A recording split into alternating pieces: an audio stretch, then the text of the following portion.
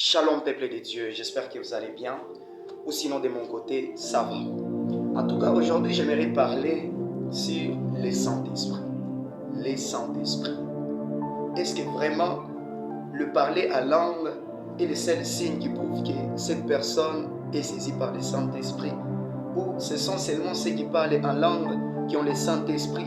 Ce sont seulement ceux qui parlent en langue qui sont guidés par le Saint-Esprit? Ceux qui ne parlent pas en langue ne sont pas guidés par le Saint-Esprit? Certainement pas. Jésus-Christ dit, plusieurs viendront à mon nom. En ce jour-là, les autres viendront me dire, Père, n'avons-nous pas prêché en ton nom? N'avons-nous pas prophétisé? N'avons-nous pas fait de miracles, ainsi de suite? Mais moi, je leur dirai, je ne vous ai jamais connu. Comment se fait-il que quelqu'un qui prophétisait déjà, comment se fait-il que quelqu'un qui produisait des miracles déjà, mais en ce jour-là, que Christ lui dise que je n'étais jamais connu? J'aimerais te dire que Jésus-Christ dit que vous les reconnaîtrez, c'est par leurs fruits.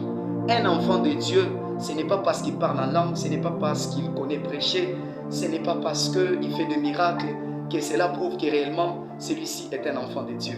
Ce qui prouve que non, cet homme de Dieu est vraiment homme de Dieu.